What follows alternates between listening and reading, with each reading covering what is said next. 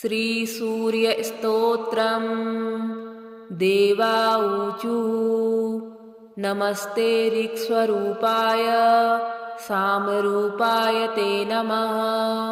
यजुःस्वरूपरूपाय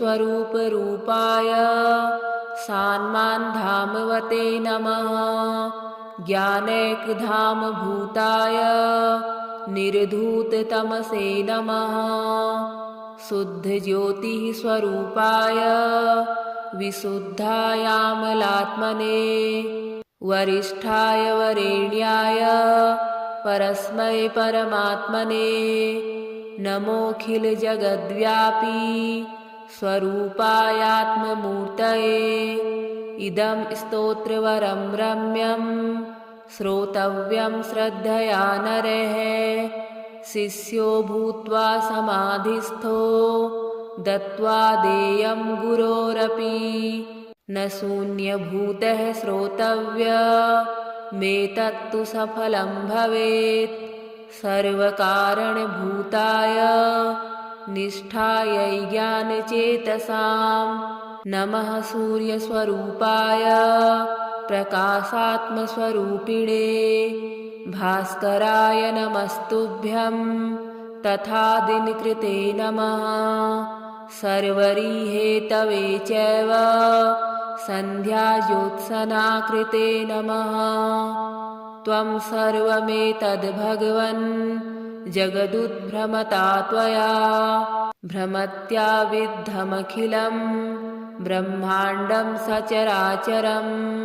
त्वदंशुभिरिदं स्पृष्टं सर्वं सञ्जायते शुचि। क्रियते त्वत्करः स्पर्शाज् जलादीनां पवित्रता। होमदानादिको धर्मो नोपकाराय जायते। तावद्यावन्न संयोगी जगदेतत्त्वदंशुभिः ऋचस्ते सकला हेता यञ्जुष्येतानि चान्यतः। सकलानि च सामानि निपतन्ति त्वदङ्गतः। ऋग्मयस्त्वं जगन्नाथ त्वमेव च यजुर्मयः। यतः सामयसश्चैव ततो नाथ त्रयीमयः। त्वमेव ब्रह्मणो रूपं परञ्चापरमेव च मूर्तामूर्तस्तथा सूक्ष्मः स्थूलरूपस्तथा स्थितः। निमेषकाष्ठादिमयः कालरूपः क्षयात्मकः। प्रसीद स्वेच्छया रूपं स्वतेजः समनं कुरु। नमस्ते ऋक्स्वरूपाय सामरूपाय ते नमः। यजुःस्वरूपरूपाय सान्मान्धामवते नमः। ज्ञानैकधामभूताय निर्धूततमसे नमः। शुद्धज्योतिःस्वरूपाय विशुद्धायामलात्मने वरिष्ठाय वरेण्याय परस्मै परमात्मने नमोऽखिलजगद्व्यापी स्वरूपायात्ममूर्तये। इदं स्तोत्रवरं रम्यं श्रोतव्यं श्रद्धया नरः। शिष्यो भूत्वा समाधिस्थो दत्त्वा देयं गुरोरपि न शून्यभूतः श्रोतव्यमेतत्तु सफलं भवेत्। सर्वकारणभूताय निष्ठायै ज्ञानचेतसां नमः। सूर्यस्वरूपाय प्रकाशात्मस्वरूपिणे भास्कराय नमस्तुभ्यं तथा दिनकृते नमः। सर्वरिहेतवे चैव सन्ध्याज्योत्सनाकृते नमः। त्वं सर्वमेतद्भगवन् जगदुद्भ्रमता त्वया भ्रमत्या विद्धमखिलं ब्रह्माण्डं सचराचरं। त्वदंशुभिरिदं स्पृष्टं सर्वं सञ्जायते शुचि।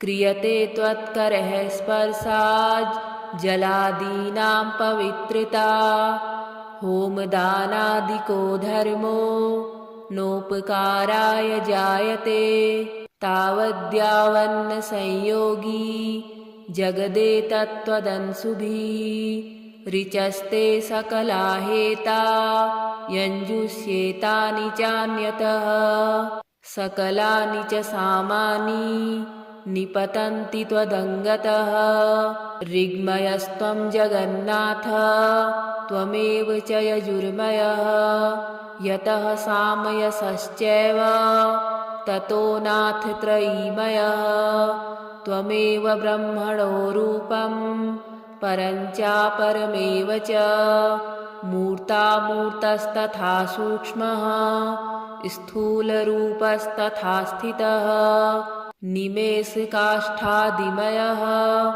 कालरूपः क्षयात्मकः प्रसीद स्वेच्छया रूपं स्वतेजः समनं कुरु नमस्ते ऋक्स्वरूपाय सामरूपाय ते नमः यजुःस्वरूपरूपाय सान्मान्धामवते नमः ज्ञानैकधामभूताय निर्धूततमसे नमः शुद्धज्योतिः स्वरूपाय विशुद्धायामलात्मने वरिष्ठाय वरेण्याय परस्मै परमात्मने नमोऽखिलजगद्व्यापी स्वरूपायात्ममूर्तये इदं स्तोत्रवरं रम्यं श्रोतव्यं श्रद्धया नरः शिष्यो भूत्वा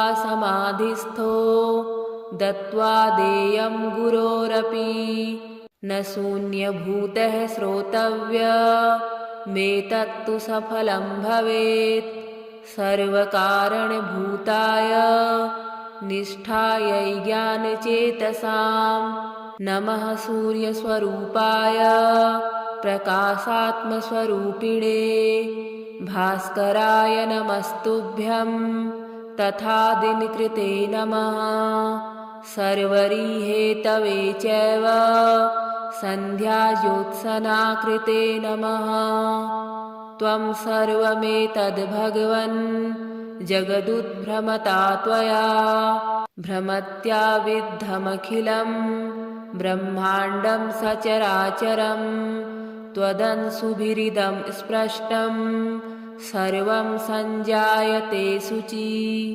क्रियते त्वत्करः स्पर्शात् जलादीनां पवित्रता होमदानादिको धर्मो नोपकाराय जायते तावद्यावन्न संयोगी जगदेतत्त्वदंशुभिः ऋचस्ते सकला हेता यञ्जुष्येतानि चान्यतः सकलानि च सामानि निपतन्ति त्वदङ्गतः ऋग्मयस्त्वं जगन्नाथ त्वमेव च यजुर्मयः यतः सामयसश्चैव ततो नाथ त्रयीमयः त्वमेव ब्रह्मणो रूपं परञ्चापरमेव च मूर्तामूर्तस्तथा सूक्ष्मः स्थूलरूपस्तथा स्थितः निमेषकाष्ठादिमयः कालरूपः क्षयात्मकः प्रसीद स्वेच्छया रूपं स्वतेजः समनं कुरु नमस्ते ऋक्स्वरूपाय सामरूपाय ते नमः यजुःस्वरूपरूपाय सान्मान्धामवते नमः ज्ञानैकधामभूताय निर्धूततमसे नमः शुद्धज्योतिः स्वरूपाय विशुद्धायामलात्मने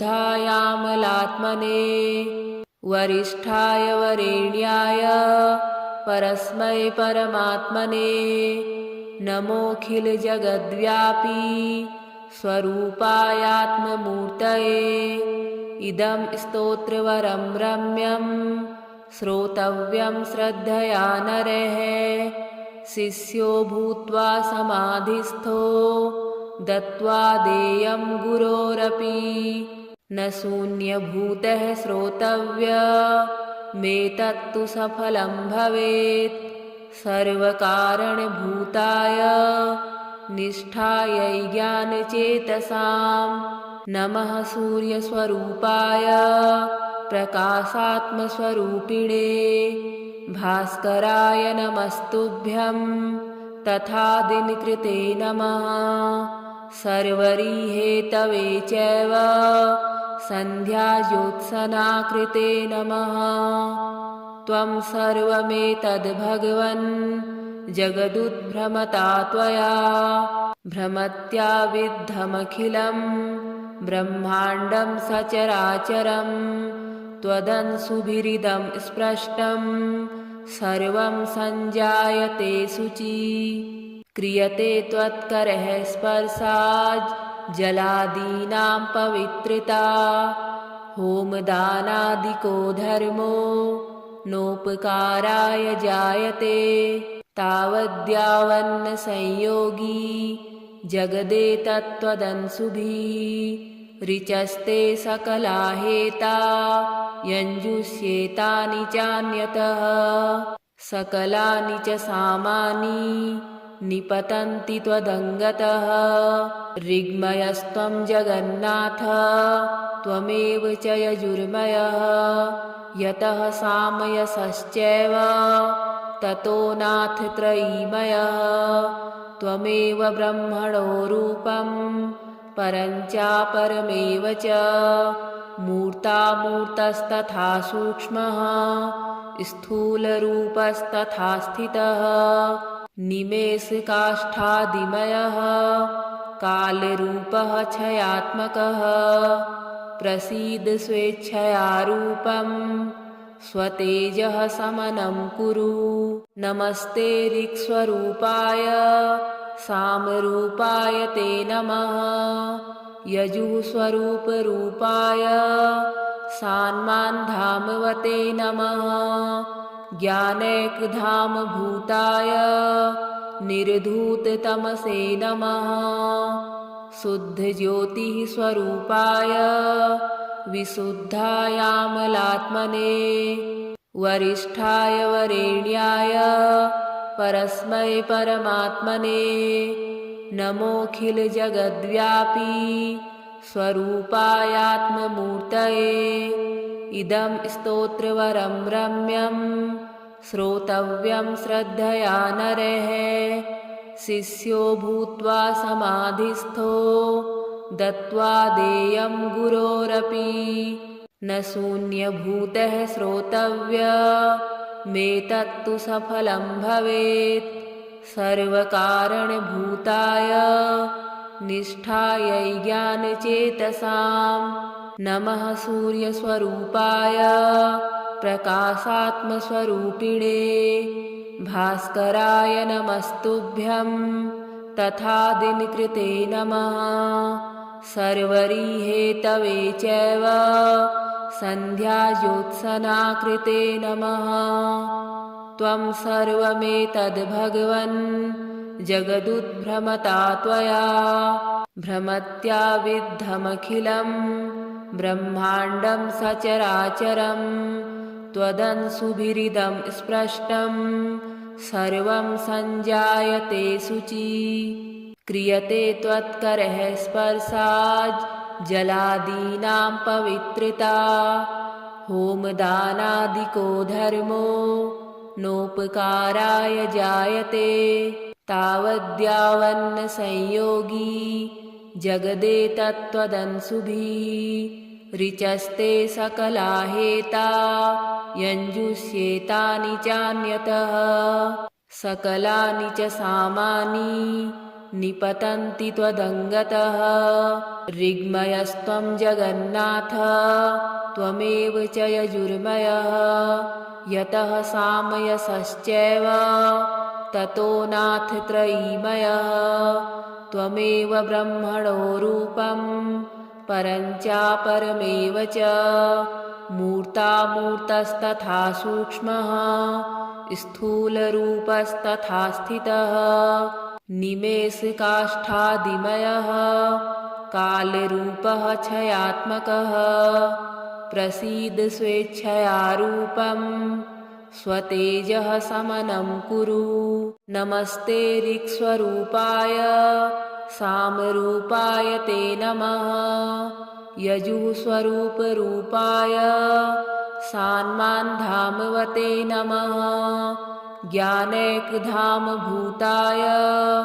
निर्धूततमसे नमः शुद्धज्योतिःस्वरूपाय विशुद्धायामलात्मने वरिष्ठाय वरेण्याय परस्मै परमात्मने नमोऽखिलजगद्व्यापी स्वरूपायात्ममूर्तये।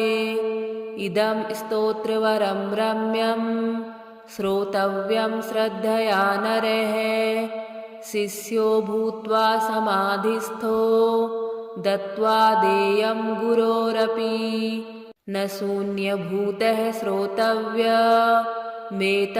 सफलं भवेत् सर्वकारणभूताय निष्ठायै ज्ञानचेतसां नमः सूर्यस्वरूपाय प्रकाशात्मस्वरूपिणे भास्कराय नमस्तुभ्यं तथा दिनकृते नमः सर्वरिहेतवे चैव सन्ध्याज्योत्सनाकृते नमः त्वं सर्वमेतद्भगवन् जगदुद्भ्रमता त्वया भ्रमत्या विद्धमखिलं ब्रह्माण्डं सचराचरं त्वदंशुभिरिदं स्पृष्टं सर्वं सञ्जायते शुचि क्रियते त्वत्करः स्पर्शात् जलादीनां पवित्रता होमदानादिको धर्मो नोपकाराय जायते तावद्यावन्न संयोगी जगदेतत्त्वदंशुभिः ऋचस्ते सकला हेता यञ्जुष्येतानि चान्यतः सकलानि च सामानि निपतन्ति त्वदङ्गतः ऋग्मयस्त्वं जगन्नाथ त्वमेव च यजुर्मयः यतः सामयसश्चैव ततो नाथ त्रयीमयः त्वमेव ब्रह्मणो रूपं परञ्चापरमेव च मूर्तामूर्तस्तथा सूक्ष्मः स्थूलरूपस्तथा स्थितः निमेषकाष्ठादिमयः कालरूपः क्षयात्मकः प्रसीद स्वेच्छया रूपं स्वतेजः समनं कुरु। नमस्ते ऋक्स्वरूपाय सामरूपाय ते नमः यजुःस्वरूपरूपाय सान्मान्धामवते नमः ज्ञानैकधामभूताय निर्धूततमसे नमः शुद्धज्योतिःस्वरूपाय विशुद्धायामलात्मने वरिष्ठाय वरेण्याय परस्मै परमात्मने नमोऽखिलजगद्व्यापी स्वरूपायात्ममूर्तये। इदं स्तोत्रवरं रम्यं श्रोतव्यं श्रद्धया नरः शिष्यो भूत्वा समाधिस्थो दत्त्वा देयं गुरोरपि न शून्यभूतः श्रोतव्यमेतत्तु सफलं भवेत् सर्वकारणभूताय निष्ठायै ज्ञानचेतसां नमः सूर्यस्वरूपाय प्रकाशात्मस्वरूपिणे भास्कराय नमस्तुभ्यं तथा दिनकृते नमः सर्वरिहेतवे चैव सन्ध्याज्योत्सनाकृते नमः। त्वं सर्वमेतद्भगवन् जगदुद्भ्रमता त्वया भ्रमत्याविद्धमखिलं ब्रह्माण्डं सचराचरं त्वदंशुभिरिदं स्पृष्टं सर्वं सञ्जायते शुचि क्रियते त्वत्करः स्पर्शाज् जलादीनां पवित्रता होमदानादिको धर्मो नोपकाराय जायते तावद्यावन्न संयोगी जगदेतत्त्वदंशुभिः ऋचस्ते सकला हेता यञ्जुष्येतानि चान्यतः सकलानि च सामानि निपतन्ति त्वदङ्गतः ऋग्मयस्त्वं जगन्नाथ त्वमेव च यजुर्मयः यतः सामयसश्चैव ततो नाथ त्रयीमयः त्वमेव ब्रह्मणो रूपं परञ्चापरमेव च मूर्तामूर्तस्तथा सूक्ष्मः स्थूलरूपस्तथा स्थितः निमेषकाष्ठादिमयः कालरूपः क्षयात्मकः प्रसीद स्वेच्छया रूपं स्वतेजः समनं कुरु नमस्ते ऋक्स्वरूपाय सामरूपाय ते नमः यजुःस्वरूपरूपाय सान्मान्धामवते नमः ज्ञानैकधामभूताय निर्धूततमसे नमः शुद्धज्योतिः स्वरूपाय विशुद्धायामलात्मने वरिष्ठाय वरेण्याय परस्मै परमात्मने नमोऽखिलजगद्व्यापी स्वरूपायात्ममूर्तये इदं स्तोत्रवरं रम्यं श्रोतव्यं श्रद्धया नरः शिष्यो भूत्वा समाधिस्थो दत्त्वा देयं गुरोरपि न शून्यभूतः श्रोतव्यमेतत्तु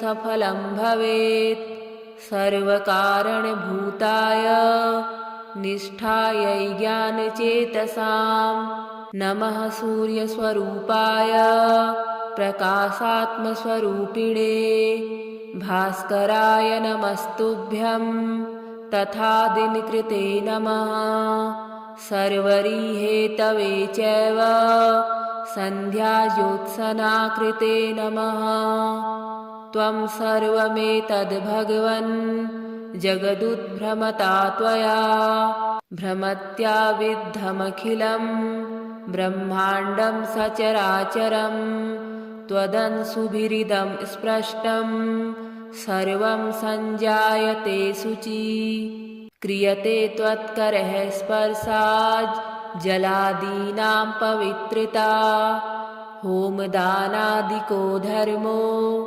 नोपकाराय जायते तावद्यावन्न संयोगी जगदेतत्त्वदंशुभिः ऋचस्ते सकला हेता यञ्जुष्येतानि चान्यतः सकलानि च सामानि निपतन्ति त्वदङ्गतः ऋग्मयस्त्वं जगन्नाथ त्वमेव च यजुर्मयः यतः सामयसश्चैव ततो नाथ त्रयीमयः त्वमेव ब्रह्मणो रूपं परञ्चापरमेव च मूर्तामूर्तस्तथा सूक्ष्मः स्थूलरूपस्तथा स्थितः निमेषकाष्ठादिमयः कालरूपः क्षयात्मकः प्रसीद स्वेच्छया रूपं स्वतेजः समनं कुरु।